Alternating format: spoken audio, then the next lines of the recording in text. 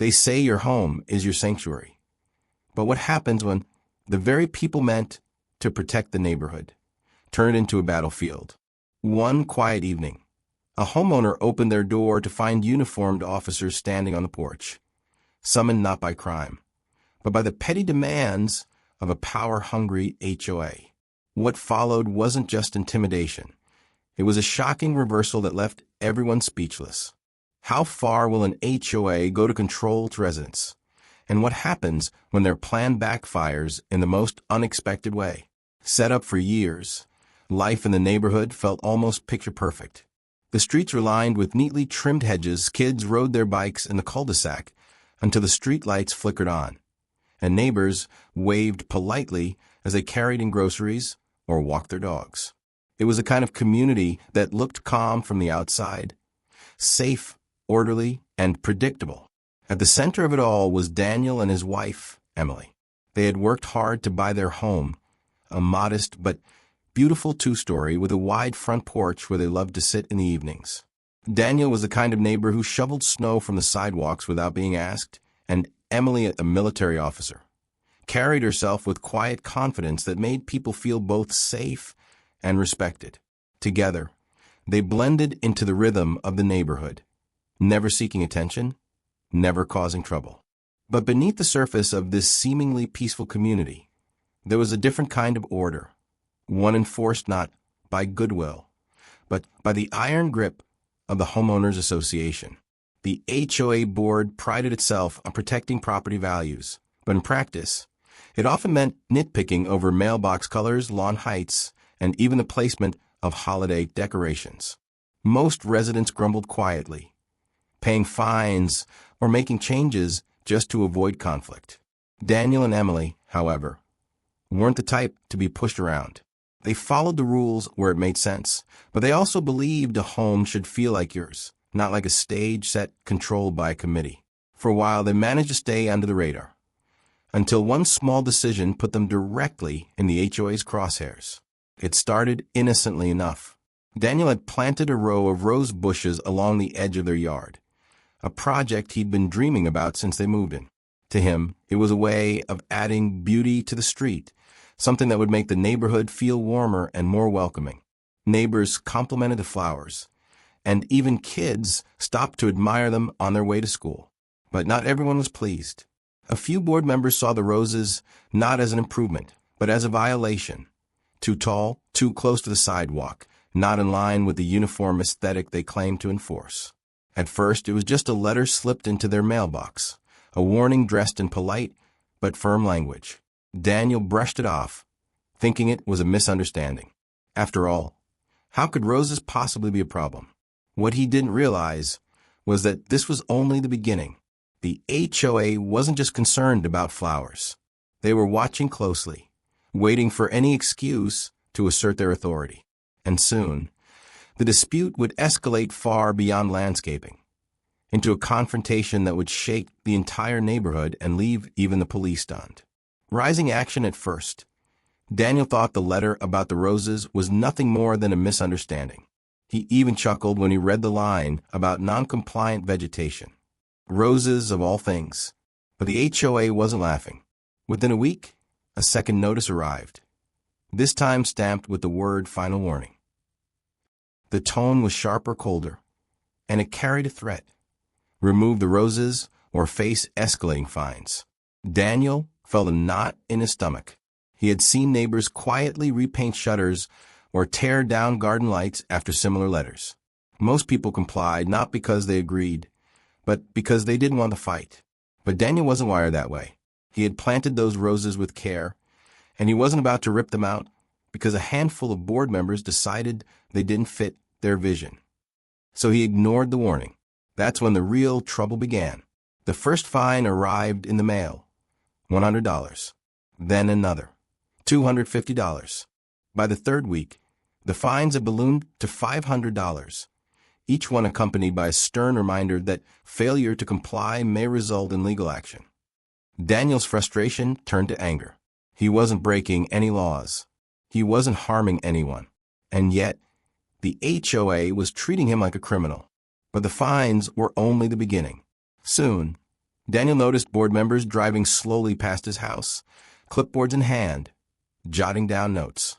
One morning, he found a notice taped to his door claiming his trash bins had been left out too long after collection. Another week, they cited him for a faded mailbox post, even though it looked no different from anyone else's on the street. It was clear. The roses had made him a target. Emily, ever the calm one, urged him not to let it get under his skin. "They're trying to rattle you," she said. "Don't give them the satisfaction." But Daniel couldn't shake the feeling that this was more than petty harassment. It felt like a campaign, a deliberate attempt to break him down until he gave in. And then came the meeting. The HOA held its monthly board sessions in the community clubhouse, a sterile room with folding chairs and fluorescent lights. Daniel decided to attend, hoping to reason with them face to face. He arrived early, clutching photos of his roses in full bloom, ready to argue that they added value to the neighborhood. But the moment he walked in, he realized he wasn't welcome. Conversations hushed, eyes narrowed. The board president, a sharp-tongued woman named Carol, barely acknowledged him before launching into the agenda. When Daniel finally raised his hand to speak, she cut him off. "This is not the time for personal disputes," she snapped. "You've been given notice. You know the rules." Daniel tried to push back, but every word was met with glares and interruptions. One board member even muttered, "Some people just don't belong here." The hostility in the room was suffocating.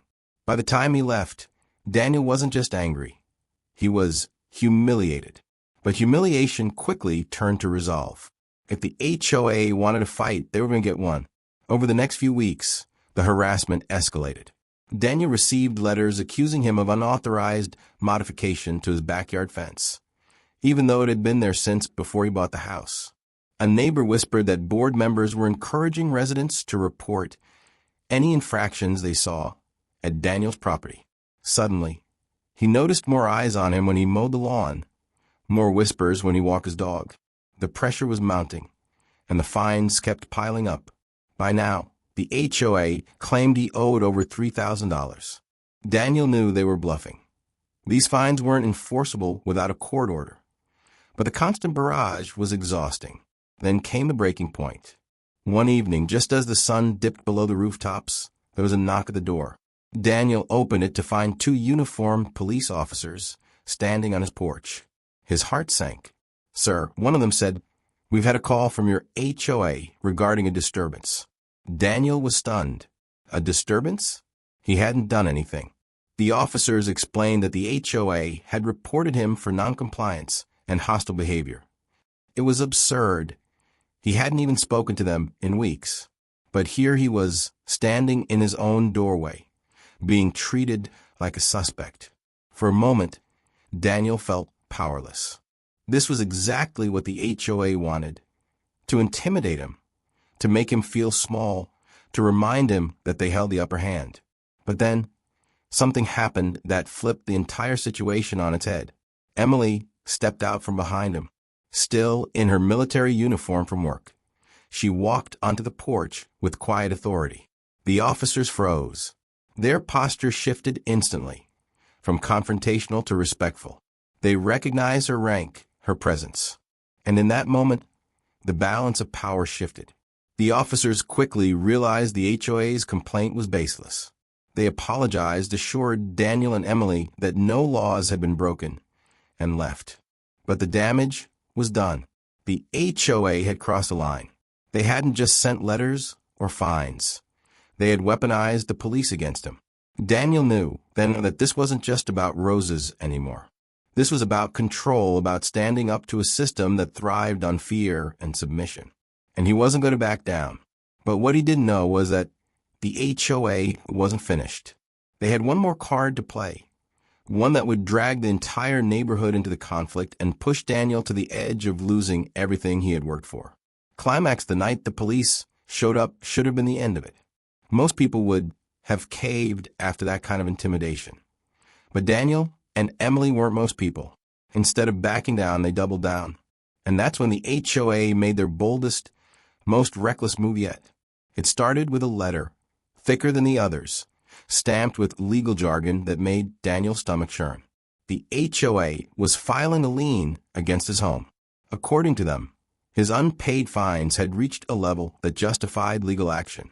If he didn't comply, they claimed they could move to foreclose. Foreclose. Over roses. Daniel sat at the kitchen table, the letter trembling in his hands. Emily read it twice, her jaw tightening with every line. This wasn't just harassment anymore. This was an attempt to take their home, the place they had built together, the place they had poured their savings and their lives into. For a moment, Daniel felt crushed. The weight of it all, the fines, the humiliation, the constant surveillance, pressed down on him like a vice. But then something inside him snapped. Enough was enough. Emily placed her hand on his. "They've gone too far," she said quietly. "It's time we fight back." And fight back they did. Daniel began documenting everything. Every letter, every fine, every petty citation. He took photos of his roses, his mailbox, his trash bins. Anything the HOA had claimed was non-compliant. He spoke to neighbors who had faced similar harassment, gathering stories of intimidation and abuse. Slowly, he built a case, a mountain of evidence that revealed the HOA's true nature. Not protectors of the community, but bullies drunk on power. Then came the meeting that would change everything. The HOA had scheduled a special session to address Daniel's ongoing violations. Word spread quickly, and by the time Daniel and Emily arrived at the clubhouse, the room was packed. Neighbors filled every chair, some curious, others eager to see the drama unfold. The board sat at the front like judges, their faces stern and self-satisfied. Carol, the board president, wasted no time. She launched into a tirade about community standards and the importance of compliance. She painted Daniel as a troublemaker, someone who thought he was above the rules. Her words dripped with disdain, and for a while it seemed like the crowd was on her side. But then Daniel stood up. He didn't raise his voice. He didn't shout. Instead, he spoke with calm, steady conviction. He told the story of the roses, how he had planted them to beautify the neighborhood, how neighbors had admired them, how the HOA had turned something simple and good into a weapon. He described the endless fines, the harassment, the police at his door. And then he held up the letter threatening foreclosure. Gasps rippled through the room. "This," Daniel said, his voice firm, "is what your HOA is doing. Not protecting property values. Not building community. They are threatening to take away my home. Our home. Over flowers. And if they can do it to me, they can do it to any one of you." The room fell silent. For the first time, the board looked uneasy. But Daniel wasn't finished. He pulled out a folder thick with documents and began reading aloud. Letters from neighbors who had been fined for trivial things. A child's bicycle left on the lawn. A holiday wreath deemed too large. A garden gnome labeled unsightly. Each story painted the same picture. An HOA that thrived on fear and control. By the time he finished, the atmosphere in the room had shifted. Neighbors who had once sat quietly were now murmuring in agreement. Some nodded, others whispered angrily. The tide was turning.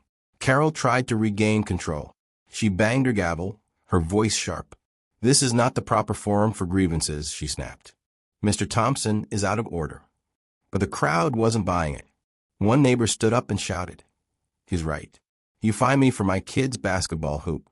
Another chimed in, "You threatened to tow my car because it was parked in my own driveway."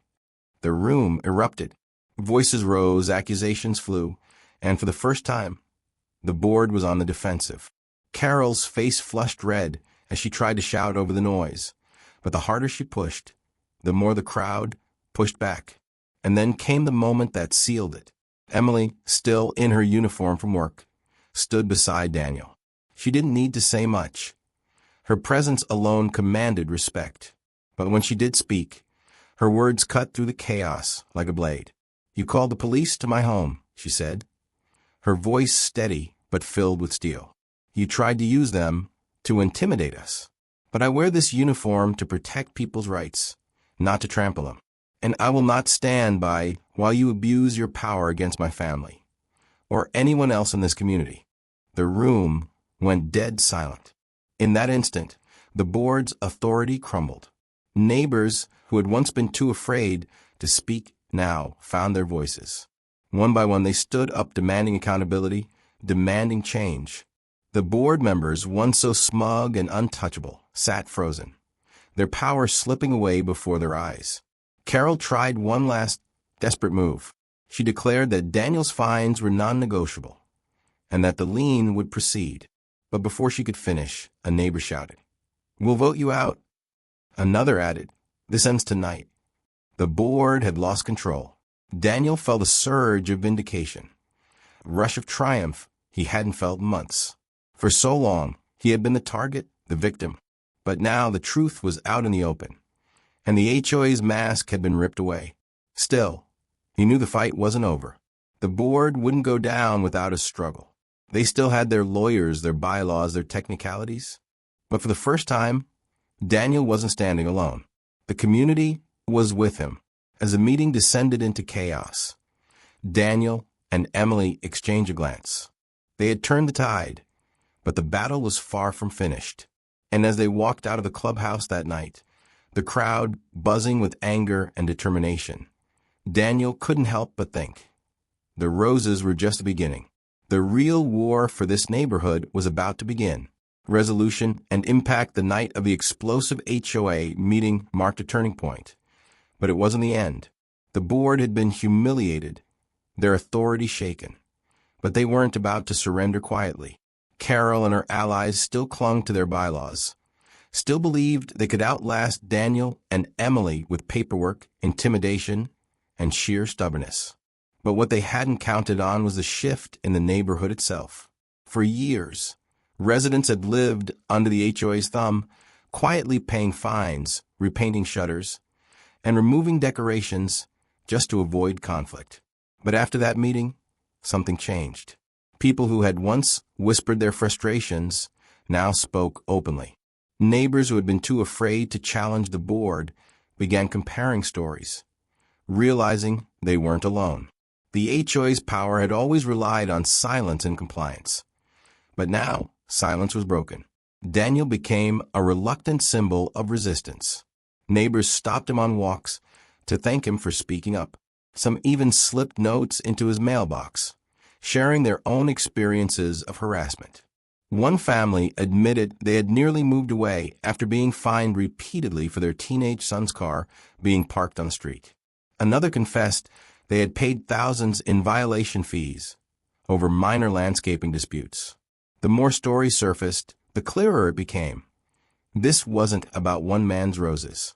It was about an entire community being bullied. And Daniel wasn't about to let that continue.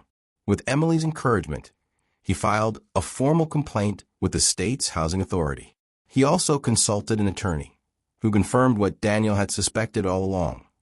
Many of the HOA's fines were unenforceable, their threats exaggerated, and their lien attempt legally shaky at best.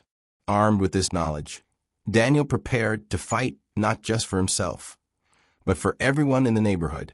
The legal process was slow, but the pressure on the HOA was immediate. Word spread quickly that Daniel had sought legal counsel, and suddenly, the board's confidence began to crack. At the next meeting, attendance doubled. Residents demanded transparency, asking to see financial records, questioning how fines were being used, and challenging the board's authority. Carol tried to maintain control, but the tide had turned. Then came the vote. Under the HOA's own bylaws, residents had the power to recall board members with a majority vote. It was a process rarely used, one the board never thought would be turned against them.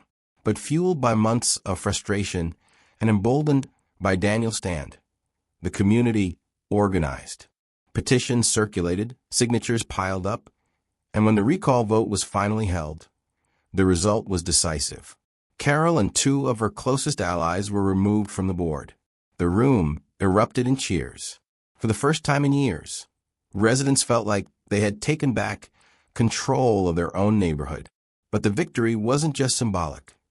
With new leadership in place, neighbors who actually cared about fairness and community, the HOA's culture began to change. the endless stream of petty fines slowed to a trickle. Rules were reviewed and rewritten to focus on genuine safety and upkeep, not micromanagement. And the roses? They stayed right where they were, blooming brighter than ever. For Daniel and Emily, the resolution was more than just personal vindication. It was proof that standing up to abuse of power, no matter how small or petty it seems, can ripple outward and inspire others to do the same. Still, the scars of the battle lingered. Daniel admitted there were nights he lay awake, wondering if it had all been worth it. The stress, the legal fees, the constant tension. But every time he saw a neighbor smile as they walked past his roses, every time someone stopped to thank him for giving them courage, he knew the answer. Yes, it was worth it. The impact stretched beyond the neighborhood, too. Local news outlets picked up the story, framing it as a cautionary tale about HOA overreach. Comment sections filled with people from across the country sharing their own horror stories. Fines for garden gnomes, threats over paint colors, even lawsuits over Christmas lights. Daniel's fight had struck a nerve, tapping into a frustration that was far bigger than one community. And perhaps that was the most powerful outcome of all. The realization that these battles weren't isolated. They were part of a larger conversation about power, control, and the right to feel at home in your own home. Months later, as spring returned and the roses bloomed again, Daniel stood on his porch and reflected on everything that had happened. The fear, the anger, the humiliation, it had all led to this moment of peace. The neighborhood felt different now. Lighter, freer. Children played without parents worrying about violations. Neighbors decorated their homes with pride, no longer second-guessing every choice. The HOA still existed, but it no longer ruled with fear. It served as it was meant to, as a steward of the community, not a tyrant. And yet, Daniel knew the lesson went deeper than roses or fines or even HOAs. It was about the danger of unchecked authority, about how easily power can be abused when people stay silent. And it was about the strength that comes from standing up, even when the odds seem overwhelming. As he looked out at the street, Daniel thought of the night the police had come to his door. He remembered the fear in his chest, the humiliation of being treated like a criminal in his own home. And then he remembered Emily stepping out in her uniform, the way the officers froze, the way the balance of power shifted in an instant. That moment had changed everything, not just for him, but for the entire neighborhood. It was proof that courage, even in the face of intimidation, can turn the tide. And so the story of the roses became more than just a neighborhood dispute. It became a reminder to Daniel, to his neighbors, and to everyone who heard it, that home should be a place of safety, not fear. Those rules should protect, not oppress. And that sometimes the smallest acts of defiance, a row of roses, a refusal to back down, can spark the biggest changes. As the sun set over the cul-de-sac, Daniel smiled. The battle was over, but the impact would last for years. The roses would keep blooming season after season, a living reminder of what it means to stand your ground. And for anyone who ever doubted whether one person could make a difference, the answer was right there in full bloom. Because in the end, Daniel thought, home isn't just where you live. It's where you stand,